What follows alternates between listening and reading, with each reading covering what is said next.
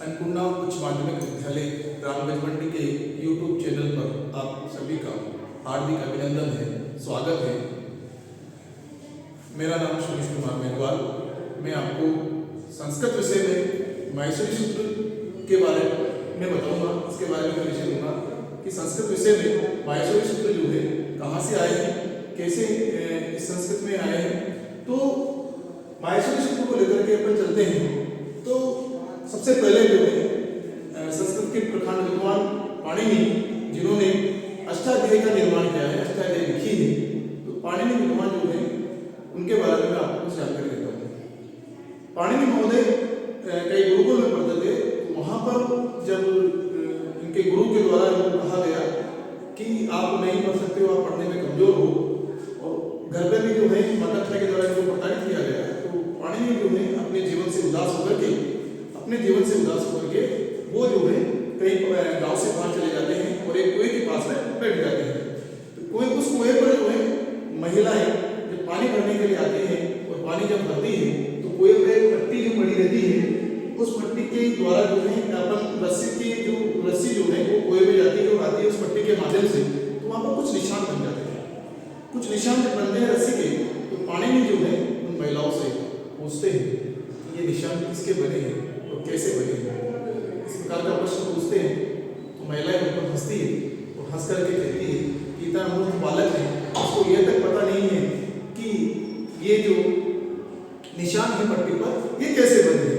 तो फिर होता क्या है कि महिलाएं उनको जवाब देती है कि बेटा ये जो हम रोजाना पानी इस कुएं से पानी निकालते हैं और पानी को घर लेकर जाते हैं, तो ये रस्सी जब दिन रात नीचे जाती है ऊपर आती है, नीचे जाती है ऊपर आ जाती है, तो इस पट्टी पर जो है इस घर्षण के कारण, रस्सी के घर्षण के कारण यहाँ पर क्या बन जाते हैं, निशान बन जाते हैं इस प्रकार के।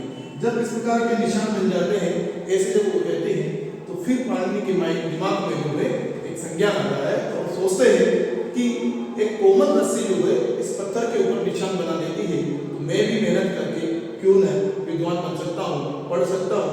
वो उस दिन से जो है अपने बनने का प्लान कैंसिल करके और गुरुकुल जाते हैं, और गुरुकुल जाने के बाद गुरु से कहते हैं गुरु जी मैं पढ़ूंगा और मैं आगे निश्चित रूप से आगे बढ़ूंगा, ऐसा मैं कहता हूँ। तो फिर जो है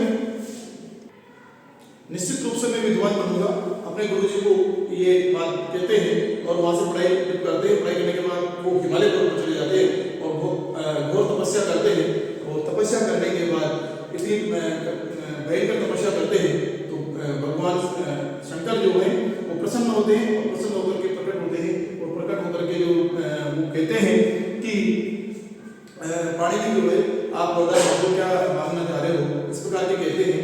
तो जब ऐसी बात जब शंकर कहते हैं तो एक तांडव नृत्य करते हैं उस समय, तो उनकी तपस्या से प्रसन्न होकर के वो तांडव नृत्य करते हैं। तो तांडव नृत्य करते समय नृत्य जब करते हैं तो डमरू बजाते हैं, और डमरू की आवाज से पाणिनि जो है उनकी आवाज से कैच करते हैं, और कैच करते हैं तो वो लिखते हैं इन माहेश्वरी सूत्र का निर्माण वो खुद पाणिनि अपने इनसे करते हैं। तो इस संस्कृत में ऐसा कहा गया है कि जब भगवान शंकर डमरू बजाते हैं तब कहते हैं कि नृतात अवसाने नटराज राजो ननादृडक नवपंचवारम, इस प्रकार का कहते हैं। यानी कि नृतात अवसाने नृत्य की मुद्रा में नटराज कहा गया है भगवान शंकर को, है ना।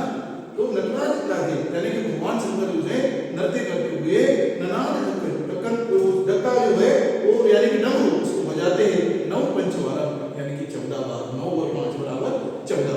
जब वो 14 बार डमरू बजाते हैं और उसी डमरू की आवाज से इन माहेश्वरी सूत्रों का निर्माण होता है। पाणिनि जो है उनको ग्रहण करते हैं, ठीक है। तो उनका निर्माण होकर के ये माहेश्वरी सूत्र यहाँ से लिखे गए हैं, यहाँ से बनाए गए हैं, ठीक है। नेक्स्ट वीडियो में जो है हम अब माहेश्वरी सूत्र जो 14 माहेश्वरी सूत्र हैं उसको हम लिखेंगे। धन्यवाद।